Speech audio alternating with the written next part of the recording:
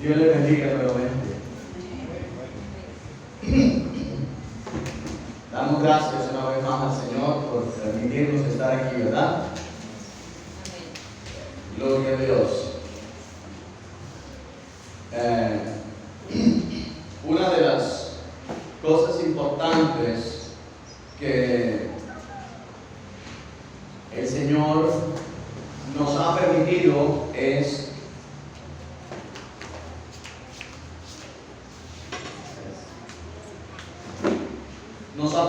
amados, es su Hijo, porque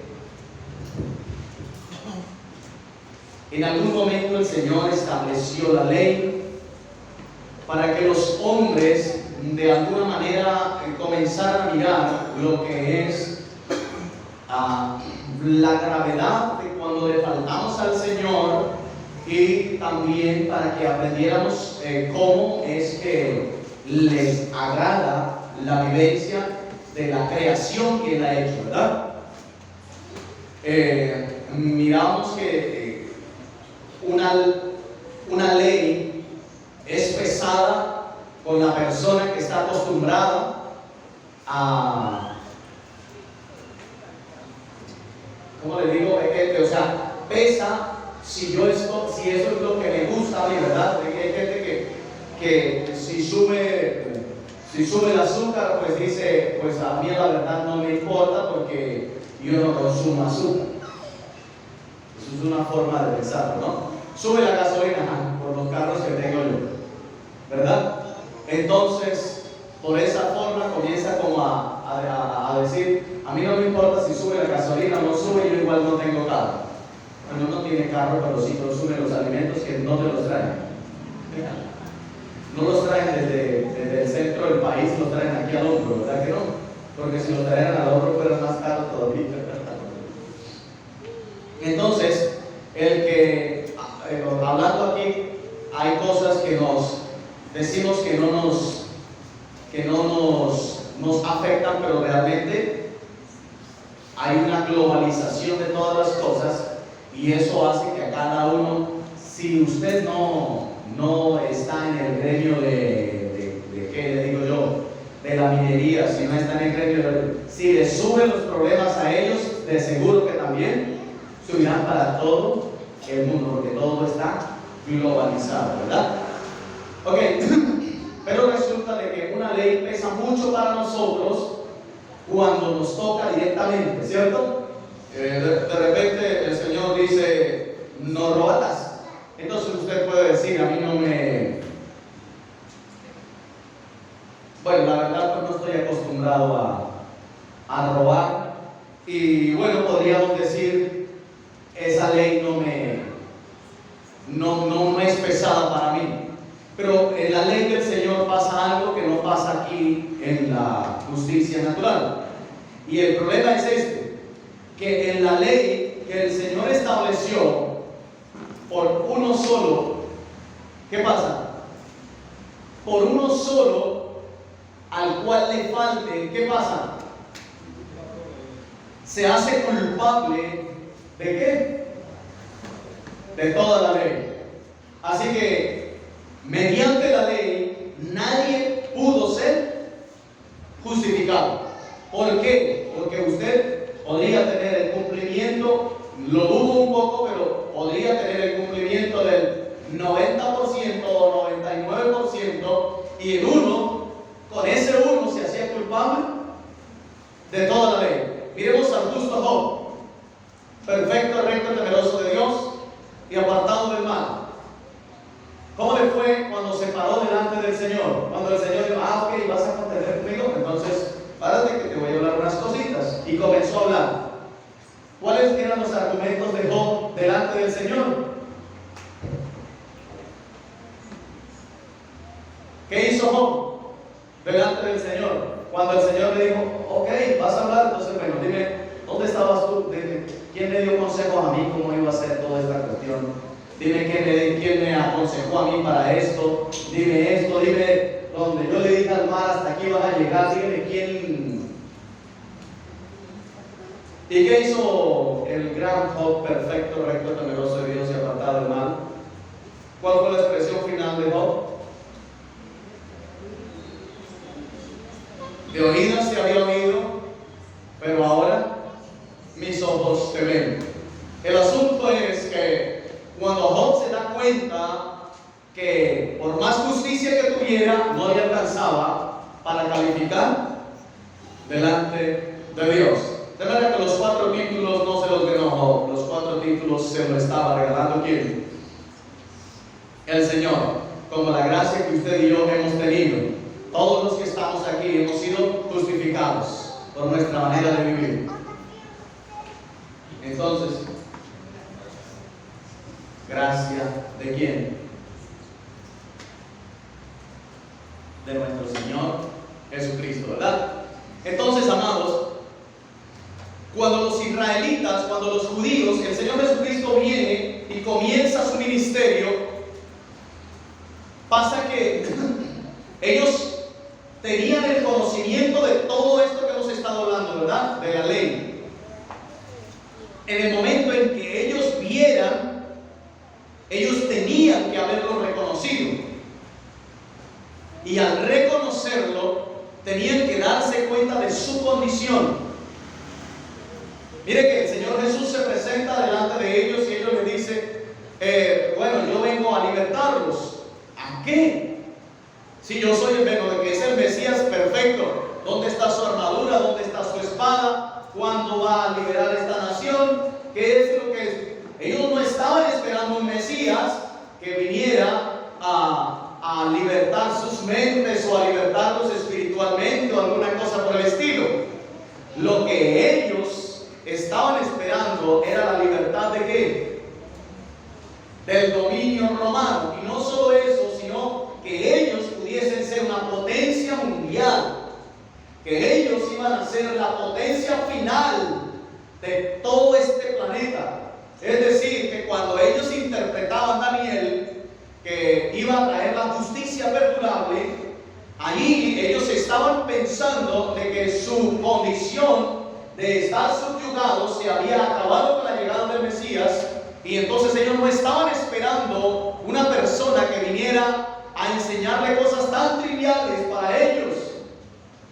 Ellos estaban completos. Es como cuando tú te miras en el espejo y dices, bueno, de aquí estoy bien, de aquí estoy bien, me falta un poquito la camisa y estoy listo. El Señor Jesús viene y les dice, no te falta la camisa, eres un miserable, pobre, ciego, mejor dicho, de todo lo que tú crees que tienes, no tienes nada. Así que el Señor Jesús, cuando viene, Él está esperando que le crean a Él. Pero ese creer hasta el momento no era para salvación, era para que creyeran en que Él sí era el Mesías y miraran su condición, la preparación, el camino para el Señor Jesucristo, que fue a través de Juan el Bautista. ¿Qué era lo que Juan el Bautista estaba diciendo? Aquí viene el Mesías, el que los va a librar del yugo romano. ¿Qué decía Juan? Arrepentíos y convertíos, porque el reino de los cielos se ha acercado. Arrepentíos. Ahora, ellos vieron también a Juan, pero no lo conocieron. Ellos decían, pero es que antes de que venga el Mesías tiene que venir Elías, ¿verdad? Jesús finalmente tiene que decir, Elías ya vino. Y tampoco lo conocí. Tampoco lo conocieron. Ok, entonces este punto, amados, ¿qué era lo que esperaban los israelitas y qué es lo que vino a hacer nuestro Señor Jesucristo? Y quiero que miremos una escritura. La escritura dice que Hebreos capítulo 1, Hebreos capítulo 1, estas son escrituras bastante bastante trilladas, del 3 o del 4 en adelante.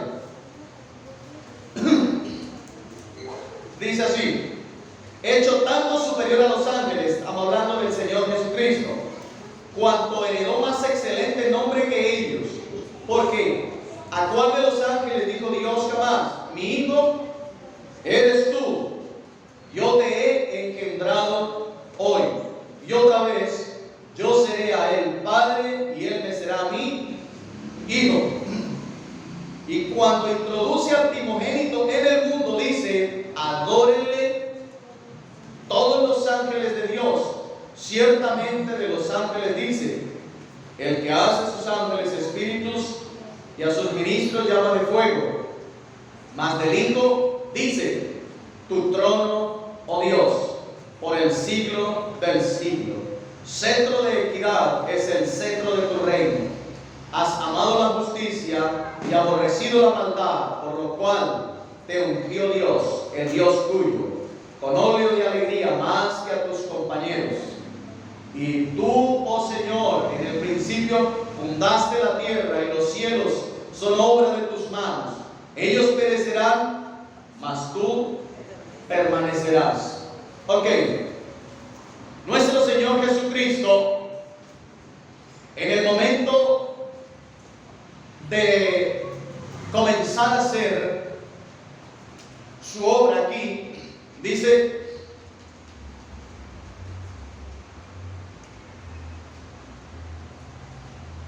el versículo 3, el cual siendo el resplandor de su gloria y la imagen misma de su sustancia, quien sustenta todas las cosas con la palabra de su poder, habiendo efectuado la purificación de nuestros pecados por medio de sí mismo, se sentó a la diestra de la majestad en las alturas. Fíjense que dice la palabra de su poder. La palabra de su poder. Hoy mucho se habla acerca del poder de la palabra, del poder de la palabra, pero la expresión, la palabra de su poder, indica algo completamente diferente. En algún tiempo atrás lo tocamos, la palabra de su poder. Cuando nosotros hablamos, podemos hablar de proyectos, podemos hablar de las cosas que tenemos pensadas hacer, las podemos hablar, pero para que esta cuestión se haga realidad, tiene que venir algo que se llama acción, ¿cierto que sí? Para que esto se haga realidad, mientras que en el Señor la palabra es la acción. De manera que si usted mira ahí en Juan 1:1, dice: en el principio era el verbo. ¿Qué indica el verbo? ¿Qué indica el verbo en una oración? Es la acción. Nosotros como tal podemos decir: voy a hacer el aseo, pero no podemos decir: hágase el aseo, porque nuestra palabra no es acción. Nuestra palabra no es acción, a menos que el Señor tome tu boca y hable a través de ti, pero de otra forma, la palabra tuya no es acción. La palabra tuya es algo que solamente está avisando algo que se puede hacer o algo que se va a hacer.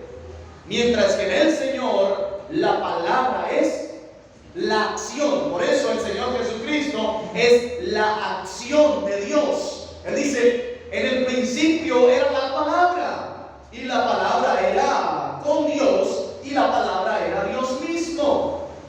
Por Él, ¿por quién es Él? La palabra. Estamos hablando, en Juan 1:1 dice: en el principio era el verbo era con Dios, pero cambia el verbo por palabra, solo como por darle entendimiento, y además que logos siempre significará palabra y no verbo, sino que hay una cuestión en cuanto a sentido, porque si usted mira logos como tal, logos es una palabra masculina, ¿verdad que sí? Logos. Entonces cuando la pasan al español, queda femenina, es decir, palabra, que no decimos palabra, palabra, no. Entonces, ¿cómo decimos acá? Palabra. Por darle un sentido masculino, porque de Dios nunca se habla en femenino. De Dios siempre se habla en masculino. De la iglesia, ¿cómo se habla? Todo el tiempo femenino. Ok. Pero de Dios nunca encontrará una expresión en femenino. Siempre la escuchará en masculino. Entonces, a la hora de interpretar, no podrían darle un nombre femenino. ¿A quién? A nuestro Señor Jesucristo. De allí muchos se agarran, muchos comienzan a decir, ¿sabía que Jesús era una mujer o que el Espíritu Santo es una mujer? O cosas así por el estilo. Aberraciones, ¿cierto? Que se inventan cuanta cuestión hay, porque el significado como tal bota una palabra aquí, femenina. Entonces, ahí está, el Señor es palabra. Entonces, en el principio era la palabra. La palabra, porque cuando decimos verbo, aquí nos remitimos directamente al Señor Jesucristo, ¿cierto? Entonces ahora miremos como tal la palabra. En el principio era la palabra. O sea, Jesús es la palabra. La palabra estaba con Dios. Jesús estaba con Dios y la palabra era Dios. Ok, entonces en el principio la palabra estaba con Dios y la palabra era Dios mismo. Ok, entonces, por él, o por la palabra, fueron hechas todas las cosas. Por la palabra fueron hechas todas las cosas. Él se puso la túnica para trabajar y hacer todas las cosas. Habló y fue hecho, porque su palabra es la acción. ¿Ven? Esa es lo que dio vida, lo que sostiene y en lo que, aunque tengamos mucho pensamiento, siempre contaremos con que Dios sigue sosteniendo incluso a todos los que niegan al Señor, todos los que se consideran ateos, todos los que niegan la existencia de Dios, a ellos los sostiene Dios. La palabra de su poder. Es decir, estábamos estudiando acerca de la omnipotencia de Dios, la capacidad que tiene Dios para hacer cualquier cosa que Él decide hacer. Esa es la capacidad que Dios tiene para hacer todo lo que quiera hacer cuando Él lo quiera hacer. Y si no lo quiere hacer, no. Yo le pregunto, ¿usted puede hacer todo lo que quiere hacer? No. Vea, ni el más grande, ni el más multimillonario puede hacer todo lo que quiere hacer. No lo puede hacer. Hay muchos que finalmente, cuando ven que sus días están llegando a su final, entonces comienzan a buscar, a ver con qué, a trabajar mucho en la eterna juventud. Y sí, claro, se estira la piel y de verdad parece, pero el interior no lo va a negar nunca. Sus huesos llenos de enfermedades o cualquier cosa, dígame, lo estira, lo arregla con una estiradita de piel. No, o sea, la edad no te va a premiar, ¿no? Que porque tú te estiraste la piel y entonces por eso eres más joven. No, de ninguna manera. Entonces están buscando porque quieren preservar, o sea, tienen tanta cuestión todavía por disfrutar que no se quieren ir porque les falta todavía todo eso que tienen guardado. Pero resulta de que hay una fecha de caducidad para cada uno de nosotros, unos con más larga la fecha, otros más cortita, pero igualito todos tenemos fecha de caducidad. Así que no es una sorpresa para ninguno de nosotros, ¿verdad? Pero bueno, ya intentan a prolongar. Entonces, eso que quieren no lo pueden hacer porque hay una ley que Dios ha puesto. Dice, los años de los hombres sean ¿cuántos? 70. Y para los más robustos, 80. Así que desde 70 en adelante usted va ganado, ¿cierto? Ya jubilación. Desde los 70 en adelante va ganando. Va ganando más, ¿verdad? Pero igualito, tenemos fecha, que a veces podemos llegar hasta los 70 o a veces no podemos llegar hasta esa edad. Y todo está en la mano del Señor, ¿verdad que sí? Pero no podemos hacer todo lo que queremos. Mire, si pudiésemos hacer todo lo que queremos, mi mamita estuviera sentada aquí. Si pudiéramos hacer todo lo que queremos. Y de seguro que mucha gente no había pasado a estar con el Señor, porque si pudiésemos hacer todo lo que queremos. Así que cuando el Señor dice que Él puede hacer todo lo que Él decide hacer, y si no lo hace, es tan poderoso como si lo hubiese hecho. Ahí la grandeza de los jóvenes allí en Babilonia era: el Dios al que nosotros continuamente servimos nos puede librar del horno de fuego y de tu mano, oh rey. Pero si no lo hace, igualito Él lo puede hacer. Igualito Él lo puede hacer. Creemos que Él lo puede hacer, pero si no lo llega a hacer, pues no le vamos a arrodillar a su estatua. Es decir, sabemos en quién hemos creído y no vamos a ceder, ¿verdad? Entonces, mire, amados, cuando se habla de la palabra de su poder, está hablando de la acción que Él tiene, porque la omnipotencia como tal es la capacidad. La omnipotencia no es la acción. La acción de esto siempre será la palabra. Es decir, de todos los atributos de Dios, Jesucristo es la acción de cada uno de ellos. ¿Sí me hago entender? No. Él es la acción de todos. Dios misericordioso y clemente. ¿Por qué lo podemos decir? Porque Jesucristo es la acción. Él es la palabra de su poder. Él es el que hace todo posible para nosotros. De todo lo que es Dios, para nosotros Él es lo que muestra de Dios para nosotros. ¿Sí me hago entender allí, verdad? Todo lo que Dios es, Jesucristo es la acción. Así que nosotros podemos ver al Padre a través de ¿quién? De Jesús. Podemos ver su misericordia a través de ¿quién? De Jesús. Podemos clamar al Padre a través de ¿quién? De Jesús. Todo, dice, todo cuanto pidieres al ¿qué? Al Padre. Pero hay algo, ¿en qué? En Jesús. Qué bello, ¿verdad? Así que el Señor Jesucristo es nuestra mayor ganancia, nuestra mayor bendición. El Señor Jesucristo dice: vosotros sin mí nada podéis hacer. Así que es más importante que el oro y que la plata conocer cuál es nuestra verdadera ganancia, amados. Nuestra verdadera ganancia es el Señor Jesucristo.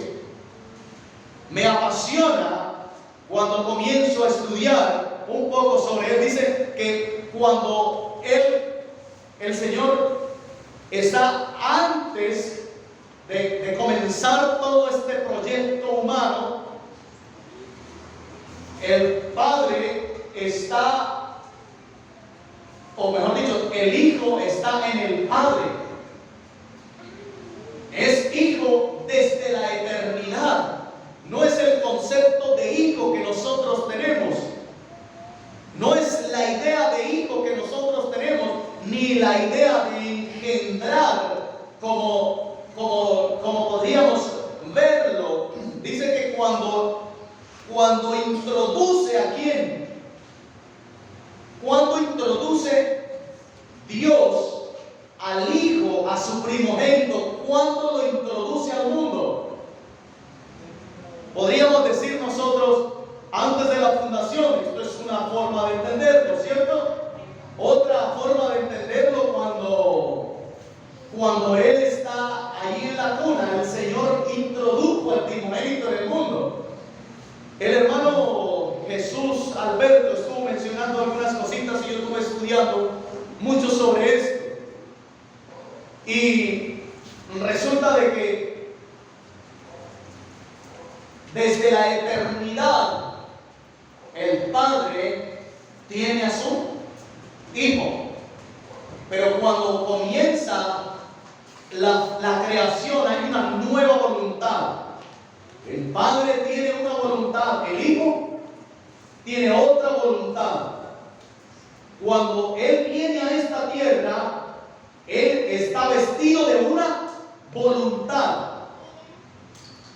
Pero Él decía, yo no quiero hacer. Yo le pregunto, ¿el Señor Jesús podía hacer algo diferente a lo que el Padre, a lo que veía hacer al Padre? ¿Sí podía o no podía? Desde su humanidad podía. Desde su humanidad Él podía hacer algo diferente. Pero ¿en qué fue la ganancia de nuestro Señor Jesucristo? Que Él decía, en ninguna cosa se haga mi voluntad, incluso estando entre las partes más difíciles, que era la separación de su Padre. Yo no creo que era que Él no quería ir a la cruz a pagar. Él lo que sabía era que una vez que se cargara el pecado sobre Él, su papá lo tenía, su Padre lo tenía que abandonar. Entonces a esa separación era la que el Señor Jesucristo le tenía. Y por eso Él decía, Padre, si es posible, pasa de mí esta copa, pero no se haga mi voluntad. Yo pregunto, ¿tenía una voluntad el Señor Jesucristo o no la tenía? Había una voluntad. Porque si no existiera la otra voluntad, ¿qué tendría que rogar el Señor Jesucristo en esa hora? ¿Tenía algo que rogar? No. Él tenía su propia voluntad. Ahora, en el momento en que viene, mientras el Señor Jesucristo, oígase bien, mientras el Señor Jesucristo nace, bueno, desde la eternidad, el Señor Jesucristo no es primogénito. Mientras desde la eternidad viene a esta tierra y todavía es el unigénito. El unigénito.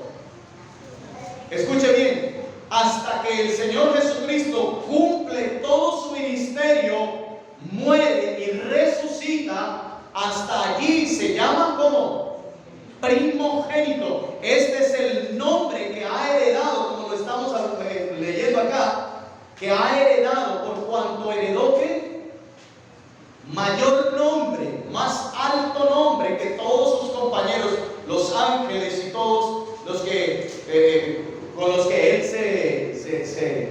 se rodeaba cuando estaba en el cielo. Ahora está en la tierra y él allí hereda un nombre que es sobre todo nombre. Entonces, todo el tiempo es el unigénito del Padre, el unigénito. No hay más hijos. Escuche bien, no hay más hijos. No hay más hijos. Así que para que hubiera otro hijo, el Señor Jesucristo dice, para que el grano lleve mucho fruto, ¿qué tiene que pasar? Tiene que caer a tierra y tiene que morir. Entonces, ¿qué pasará? Llevará mucho fruto.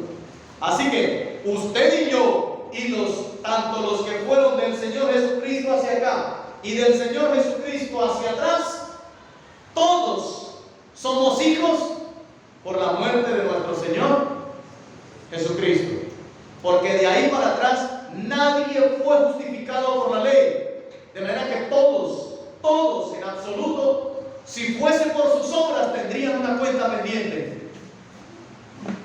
Pero ellos, por eso dice la palabra, ellos miraban hacia adelante, a lo que estaba allá adelante, y se alegraban, porque su justicia no les alcanzaba, pero había alguien que vendría, el Señor Jesucristo.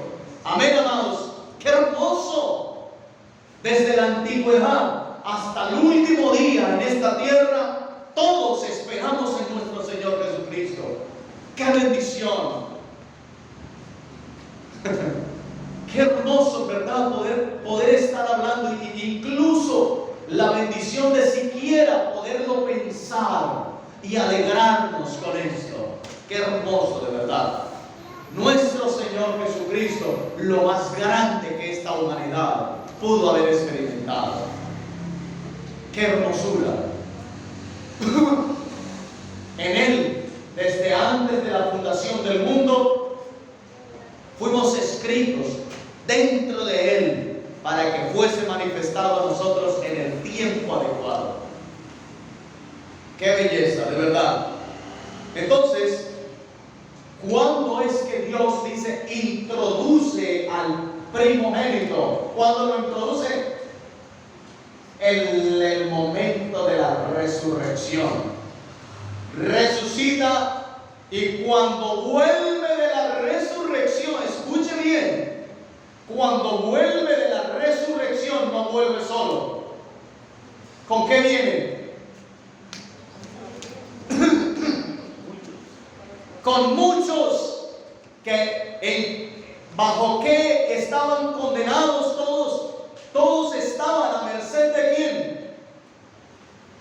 Del que tenía el imperio de la muerte. Vea, parece sencillo, pero todos los que murieron del Señor Jesucristo hasta allá, hasta atrás, el enemigo estaba listico. Apenas moría, este es un hijo de Dios, igualito, venga que yo me lo llevo. Es un hijo de Dios, venga que yo me lo llevo. Este es otro hijo del diablo, este es hijo mío, venga que me lo llevo.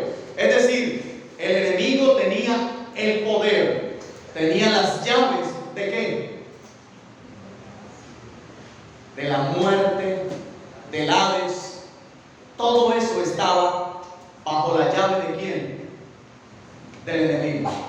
Pero cuando el Señor Jesucristo desciende a lo profundo de los infiernos,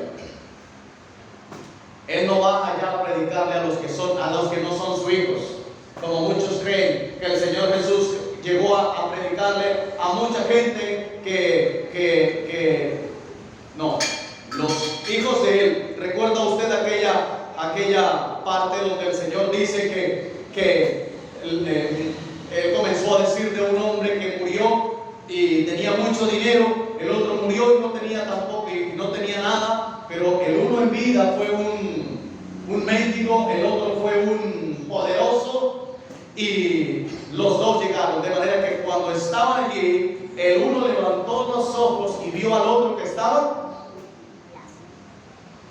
en un lugar alto, levantó sus ojos y le dice, y reconoció al que aquí había sido un mendigo, ansiaba llenarse de las migajas que caían de la mesa. Su cuerpo estaba lleno de llagas y cuanta cuestión. Pero cuando él llega, él ve, había un lugar que se le llamó en el Antiguo Testamento el seno de Abraham. Allí iban todos, pero aún así quedaban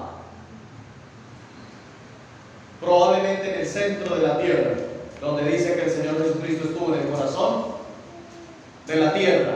Entonces hay un lugar especial donde iban, pero cuando el Señor Jesucristo va, dice que trae consigo a la ¿qué? La cautividad. ¿Por qué? ¿Quién es la cautividad, amados? No son los que se habían perdido, eran los hijos de Dios que estaban aún así, aunque eran sus hijos, aunque eran hijos de Dios, estaban bajo la llave todavía de Satanás. De otra forma, nuestro Señor Jesucristo no tendría ninguna ganancia en haber tomado las llaves de algo que no le hacía ningún daño. Ahora, ¿quién tiene las llaves? Nuestro Señor Jesucristo.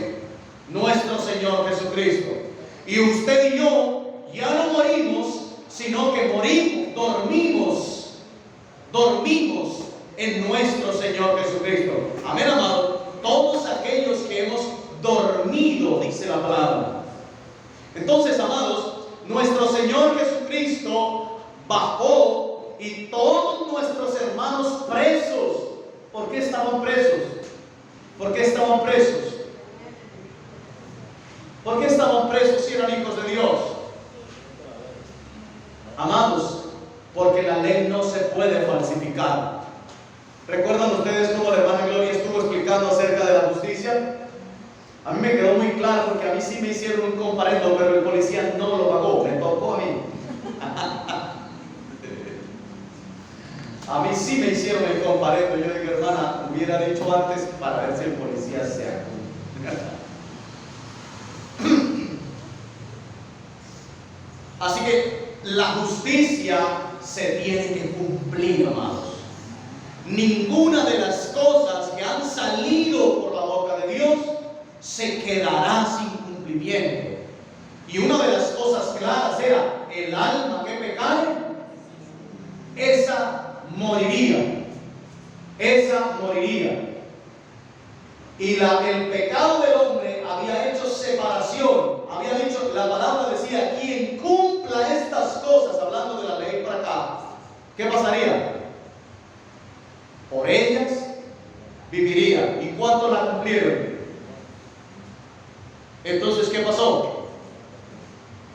Amados, todos los que fueron rescatados no fueron rescatados por su forma de vivir, sino por la confianza puesta en el Señor Jesucristo, el que había de venir. ¿Desde dónde está la promesa, amados, de esto? Hay algo que se llama el protoevangelio. ¿Dónde se consigue el protoevangelio? En Génesis 3, cuando el Señor da la palabra y dice: hay una victoria, que todo aquel que invocó el nombre del Señor lo invocó pensando en aquel que le habría de dar en la cabeza a la serpiente.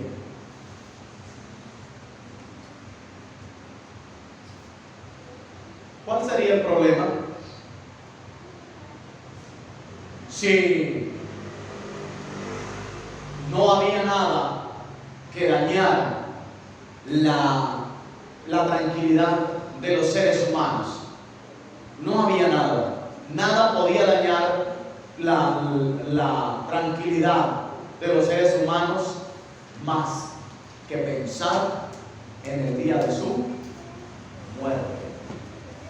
Por eso, del Señor Jesucristo hacia atrás, se sabía que había contienda. Incluso si usted mira, hablando un poco acerca del cuerpo de Moisés, hablando acerca del dominio que tenía Satanás, él viene cuando Moisés muere. Él viene a llevar cautivo ¿a quién? A Moisés. Son los únicos dos que aparecen en el Nuevo Testamento antes de que el Señor Jesucristo vaya a la cruz. ¿Quién aparece? Moisés, ¿qué le dijo? ¿El enemigo pudo hacer lo que quería con el cuerpo de Moisés? No. ¿El enemigo pudo hacer algo con Elías? ¿Qué pasó con ellos dos? Uno murió, pero el Dios dijo: sí, pero este no. Mire, pero es que este, sí, pero es que este me lo llevo yo y este pues todavía no va a morir. Y Enoch también fue. Son tres que han sido sacados de las garras del enemigo. Pero cuando el Señor Jesucristo viene, va al infierno y vuelve, consigo, ¿quién? La cautividad. Por eso dice la palabra, es que en verdad, al que el Hijo libertare, será verdaderamente libre. Libre en vida y libre, amados, de las garras de la muerte. Así que, cuando llega el momento de partir, cuando llega el momento nuestro de partir, el enemigo no puede más que dar la muerte, pero usted y yo quedamos claramente en las manos del Señor. Esta es la confianza que usted y yo podemos tener. Nuestro Señor Jesucristo ha sido en el que han esperado todos, esperaron todos en la antigüedad. Llegó Él, y de aquí en adelante, cuando Él es introducido, es decir, todos estos estaban todavía, todos los que fueron antes del Señor Jesucristo, estaban todavía esperando la adopción de ser llamados hijos. Pero nosotros, de aquí en adelante, ya somos llamados hijos de Dios. Hijos de Dios. Y no solo hijos, sino herederos. Digo, herederos con Cristo. A veces me llenaba de tristeza un poquito pensar, de cierta manera, cuando alguno parte de esta tierra. Sí, en algún momento nos volveremos a ver, pero ¿sabe una cosa? No tendremos lazos de hermandad, de sanguinidad o de alguna cuestión por el estilo. No hay nada de eso. Partimos de esta tierra y cada uno de nosotros es tan igual como cualquiera otro de nuestros hermanos. Y no habrá ningún lazo que te una. ¡Ay! Este sí es. Esta era la que era esposa mía ya. ¿Será que podemos continuar? ¿Será? No, ninguna de estas cosas no hay ningún lazo. No hay nada. Entonces hay un momento en el que lo único que importa, amados, es nuestro Señor Jesucristo. Por eso hablamos del Señor Jesucristo y no hablamos como un tema finito, sino que es una inmensidad, es una profundidad, que pasaremos una eternidad con nuestro Señor, conociendo y siendo conocidos cada vez más. No es algo que nosotros, bueno, sí, cuando ya lo conozca, ya que. No, es una profundidad. Nosotros tenemos lo que se llaman las alegrías que compartimos hoy. Pero qué importante, amados, comenzar a mirar cuál es nuestra alegría de conocer al Señor. ¿Hay uno que se alegre en conocer al Señor? Qué belleza que incluso podamos hablar de esto, amados. Ya el Señor Jesucristo no se llamó más el unigénito. Ahora se llama el primogénito entre muchos hermanos. ¡Qué belleza! ¡Qué belleza!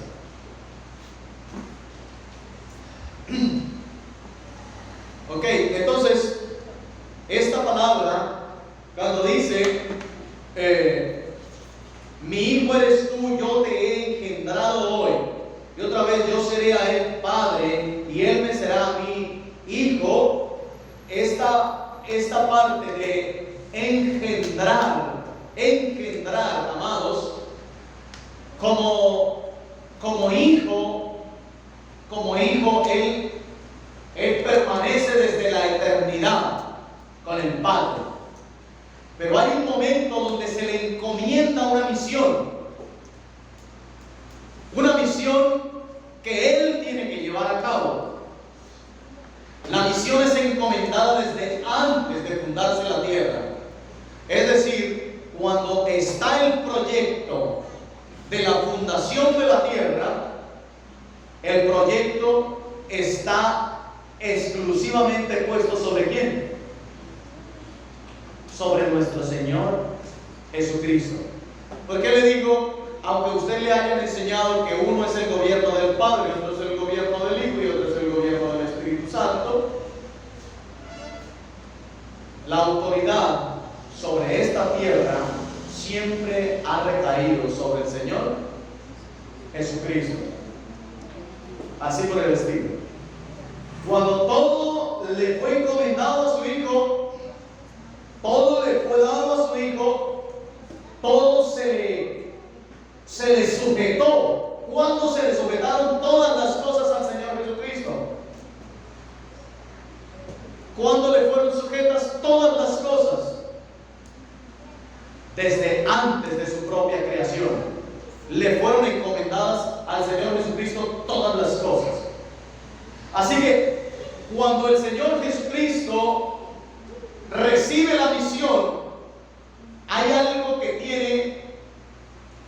tiene una nueva, no es sin el Señor, sino que hay una armonía perfecta entre Dios y el Señor, Padre e Hijo, pero el Hijo tiene una misión especial. Cuando esta obra que le fue encomendada al Señor Jesucristo, claramente el Señor Jesucristo no hace nada sin quién. Él dice: yo no hago nada que no vea hacer al Padre. Mi Padre trabaja, yo trabajo, yo todo lo que hago es lo que veo hacer a mi Padre. Así que cuando esta obra llegue a su fin, ¿cuál es el fin de la obra del Señor Jesucristo?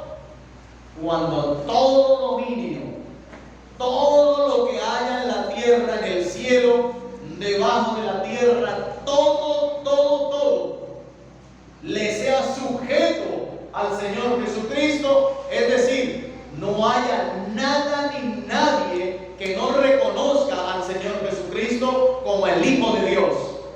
Cuando todo, esto no quiere decir que todo el mundo se va a arrodillar a alabar y bendecir al Señor Jesucristo. Recuerda usted que los ciudadanos romanos o los que mataban al Señor Jesucristo reconocieron que era el Hijo de Dios. Yo le pregunto, ¿para salvación? Para saber el terrible error que acababan de cometer y el peso de lo que les esperaba. El que dijo: verdaderamente este era Hijo de Dios. ¿Para salvación fue eso? No. Entonces, cuando todo le sea sujeto a los pies de nuestro Señor Jesucristo, todo, la obra está culminada. ¿Qué hará el Señor Jesús?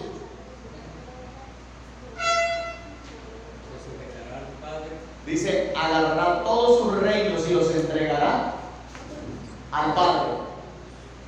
Y por último, ¿qué pasará? Él mismo se sujetará. Como era antes de que el mundo fuera, volverá. Cuando todo le sea sujeto, Él entregará los reinos al Padre. Y por último, Él se sujetará nuevamente al Padre, para que Él sea todo y en todos. Hermano, ¿a usted no le agrada esto? Entender que no somos una cosa aparte, sino que estamos llamados, hermano, a estar con el Padre, a ser parte de Dios. A ser parte de Dios. No estamos llamados, amados, por eso habla de los ángeles. Dice: los ángeles tienen su labor, pero ellos nunca serán uno con Dios. Ese llamado, ¿para quién es? Para nosotros, amados. Para nosotros. Somos llamados, amados, a la unión con el Padre. ¡Wow! Lo más grande que hay sobre la tierra, sobre el universo, enfocándose en lo más vil. Yo le pregunto, ¿mostrará el Señor su grandeza al tomar de lo más vil y traerlo a sí mismo? ¿Mostrará el Señor su grandeza? La mostrará a toda la creación, a todos sus ángeles, a todos los dominios. Mostrará eso. Fuimos aceptos del Padre. Fuimos aceptos ¿en quién? En Cristo Jesús. Y cuando Cristo finalmente sea sujetado al Padre, usted y yo, ¿en quién estaremos? Para que Él sea todo y en todos. ¡Wow, amados! Esto es grande. Esto es poderoso. Que si usted puede solamente comenzar a pensar, no somos aquellos que un día, oh Señor, buenos días, ¿cómo amaneciste? Yo no voy a caminar por calles de oro. Eso no. Esas son bobadas que disipan la mente de la persona. Yo quiero un día caminar por las calles de oro. Hermanos, si la vida eterna fuera oro y fuera esa cuestión, lo que me gusta ponerme es el anillo de oro, porque tiene un valor, pero ¿qué te hace sentir más cosas? ¿Qué te hace sentir tener, hermano? Venancio, voy a darle una bendición enorme. Le voy a dar un lingote de oro, solo con una condición, que no lo puede vender. ¿Cómo se siente? ¿Cómo se siente? ¿Ah?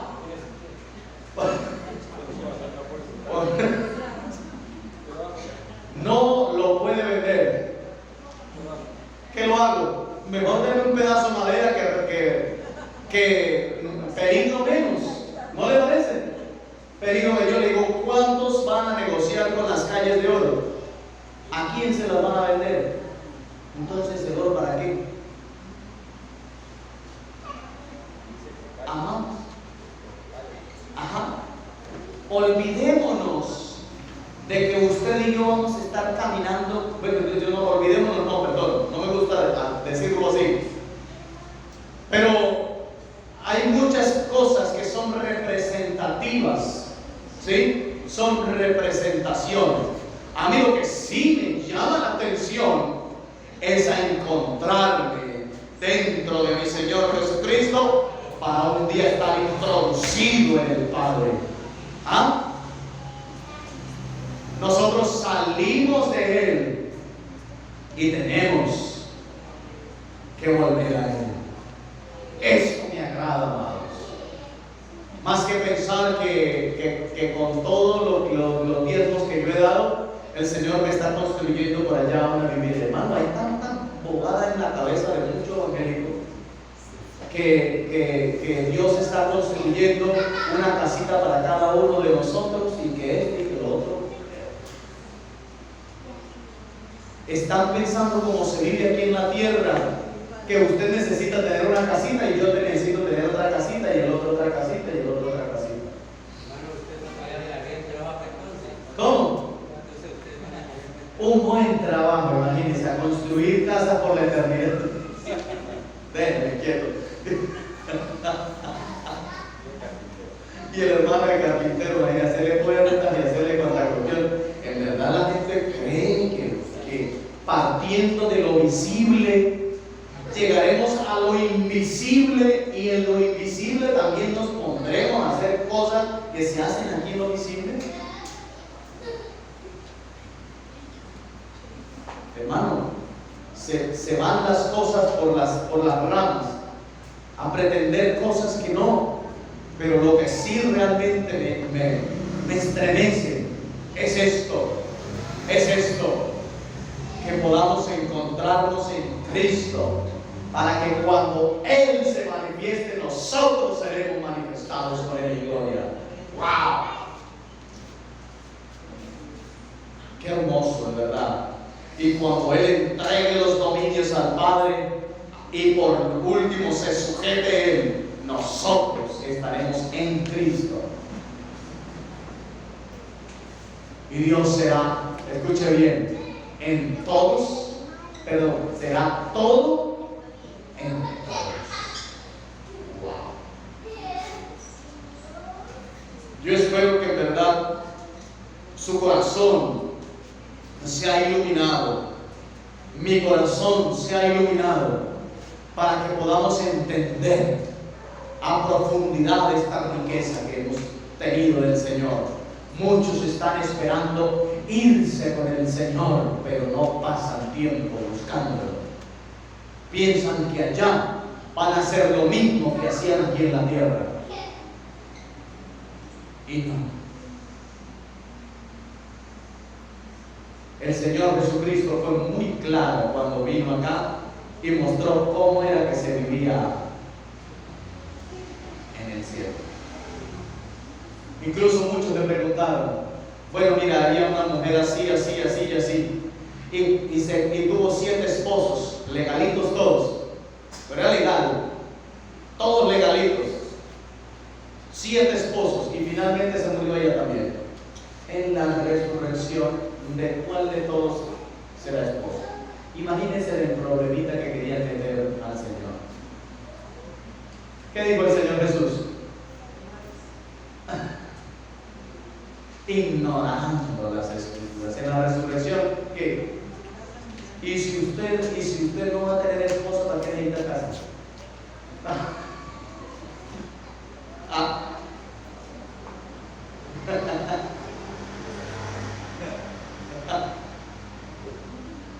¿Para qué necesita la casa? Erráis, ignorando las Escrituras. Amados, por eso que nosotros estamos en un tiempo y en un espacio que debemos aprovechar, que debemos mirar, porque cuando todo esto termine entraremos en una dimensión completamente diferente.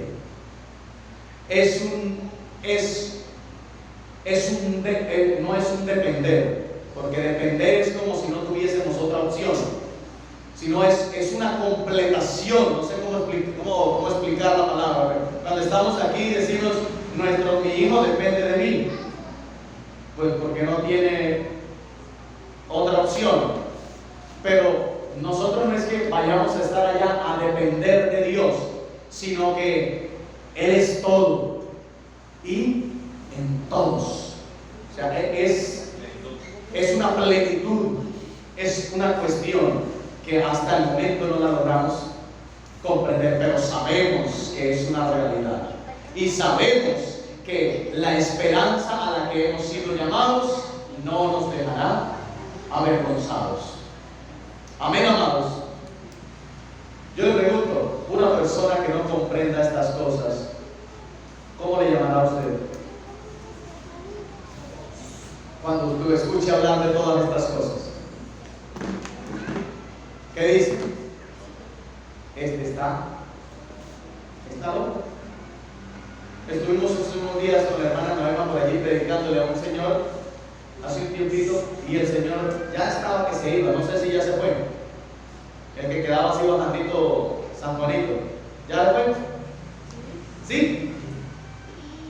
Estuvimos predicándole y estuvo allí, fuimos como 2 veces, no sé, como 2 veces. Y él decía, pues es que nadie ha ido para allá y ha vuelto para decir cómo es allá. Y entonces, bueno, yo me quedé hablando con él, charlando, hasta que botó la perlita que necesitaba. Estaba hablando de una seguridad de que él tenía un familiar que se había muerto y que ese familiar lo ayudaba mucho, y siempre que él estaba así, entonces que este lo ayudaba y que esto y que lo otro. Yo le digo, pues usted fue hasta allá y supo que era ella la que lo estaba ayudando. Bueno, no. Y entonces usted me acaba de decir que nadie ha ido al otro lado, pero usted está confirmando de que su hermana lo ayuda, su hermanita que murió lo está ayudando. ¿Usted sabe que es ella la que lo está ayudando?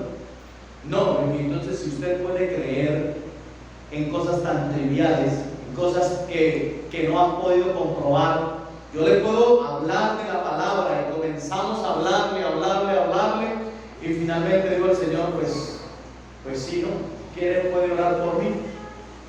Después ya la hermana dijo, ya se fue. Ojalá que lo que haya dicho en ese momento haya sido sincero, haya realmente se haya dado cuenta de cómo era la cosa. Pero la confianza puesta en algo que tampoco había confirmado. Pero cuando le hablamos de la esperanza que tenían los hijos de Dios, le pareció una locura. Pero lo otro no le parecía locura, que su hermana lo ayudaba, la que se había muerto hacía no sé cuántos años, que ella sí lo ayudaba, que ella sí tal cosa y que ella esto. Pero cuando se le habló de la esperanza de todo hijo de Dios, le parecía una locura. Y no es para menos, no es para menos, porque si nos preguntan, nosotros hoy hemos creído en el Señor Jesucristo para que se hagan milagros o para salvación. Para salvación. En la antigüedad, lo que el Señor Jesucristo estaba esperando era que se creyera en Él para hacer milagros. Él decía, por la incredulidad no pudo hacer porque no creían en Él, no creían en Él. Pero cuando el Señor Jesucristo muere y resucita, entonces ahí creer en el Señor Jesucristo no era para hacer milagros, sino ¿para qué? Para salvación. Para confirmar todo lo que hemos hablado, amados, acuérdense de los discípulos cuando le dijeron al Señor Jesucristo, Señor Jesús, para confirmar lo de que los judíos no estaban esperando una persona que viniera a arreglarle el corazón. Ellos le dicen, ok maestro, nosotros pues hemos creído en ti, ya pues sí, debimos resucitado y todas estas cosas, y bueno, perfecto. Ahora, la pregunta es, ¿restaurarás ¿qué? El reino de Israel?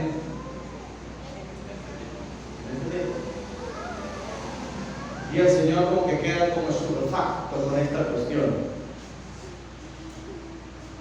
Porque para los judíos, amados, ellos no estaban esperando, ni siquiera los discípulos, ni siquiera ellos estaban esperando un Mesías, ni siquiera ahora un Mesías que les salve, porque ellos no necesitan salvación.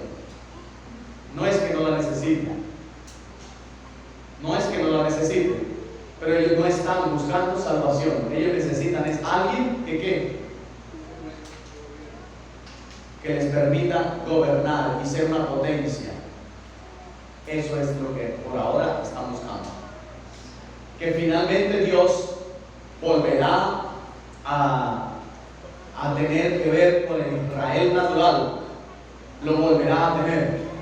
Pero los discípulos le preguntan esto al Señor Jesucristo. ¿Y qué le dice al Señor Jesucristo? ¿Qué le dice? Esto no les corresponde a ustedes saber los tiempos y las sazones que tiene el Padre en su sola voluntad. Ellos no estaban esperando un Mesías como el que vino, ni siquiera los discípulos, ni siquiera los que lo vieron. Así que ellos necesitaban creer para que los milagros se efectuaran. Pero cuando ya el Señor Jesucristo muere, ya no necesitaban creer para que se hicieran milagros, sino necesitaban creer para salvación. Fue lo que fue acomodado el camino y lo que el Señor Jesucristo vino a confirmar. Vino a confirmar. Imagínense cuando ellos están y ven que multiplica los panes y multiplica esto y multiplica lo otro. Claro, este es, obvio, este sí es. No es que si hacen todo este poco de cosas, pues imagínense, pues que le quedará fácil, le quedará difícil decirle a los romanos, lárguense de aquí porque si no los acabo a todos. Claro, este es. Apenas multiplicó la comidita de una vez que dijeron. Quisieron tomarlo ¿para qué? Para hacerlo rey. ¿Estaban entendiendo lo que estaban comiendo? ¿Estaban entendiendo? No, hermano, ni los discípulos estaban entendiendo. Ni los discípulos. sino es hasta que viene el Espíritu Santo a vivir, a gobernar realmente la iglesia, ellos no habían entendido. 13 años después está el apóstol Pedro montado en una azotea y le bajan un lienzo, y todavía ese hombre ha entendido completamente. No, tiempito después tiene que encontrárselo Pablo y pegarle una buena zarandeada. Yo le pregunto, ¿Pedrito ya había entendido completamente? No la había entendido completamente. Hoy usted y yo podemos tener, yo le digo, no mayor conocimiento que los apóstoles que estuvieron con el Señor Jesucristo, no, pero sí una luz mayor, una luz más grande, vista no desde el pensamiento judío, sino vista desde el pensamiento que el apóstol Pablo pudo darle al pueblo gentil. Porque los judíos miraban a Jesús desde su ley, pero nosotros sin ley podemos ver más claramente a nuestro Señor. Hoy contamos con una luz mayor. Hoy contamos con una luz mayor. Y la iglesia ha ido caminando hasta que tenga una luz cada vez mayor. Amén, amados. Porque lo que se habla hoy, mañana, dentro de unos años, si todavía quedan bastantes años, si todavía quedan muchos años, habrá un conocimiento más revelado, más amplio. No quiere decir cosas nuevas. Hay algunos que dicen que si una cosa es la Biblia y otra cosa es la revelación. Un momentico, lo que es revelado está en la Biblia. Si hay una cuestión revelada que no está en la Biblia, sea maldito. ¿Quién lo dice? La misma Biblia. Si hay una cuestión que le revelaron a usted que no está en la Biblia, apresúrese a desecharlo, apresúrese a botarlo a un lado. Sea maldito, dice el apóstol Pablo, sea anatema. No, pero es que vino un ángel y me dijo, y esto, como decíamos en días pasados, que fui sacado del cuerpo y me llevó al cielo y me llevó al infierno y me hizo llevar y me hizo esto, y ahora resultan con otras cosas que no están en la palabra. Y el apóstol dice, miren, no crean un evangelio diferente, ni siquiera que un ángel del cielo venga y se los diga, ni por carta, ni por ninguna cosa. No crean un evangelio diferente. Es más, si nosotros mismos predicamos un evangelio diferente, no lo crean. El evangelio es este que se le ha predicado. Dice, tenemos un llamado enorme, un llamado grande. Así que damos gracias a Dios por el privilegio, amados, al que somos llamados. Amén. Cuando Cristo nuestra vida se manifieste, seremos manifestados con Él en gloria.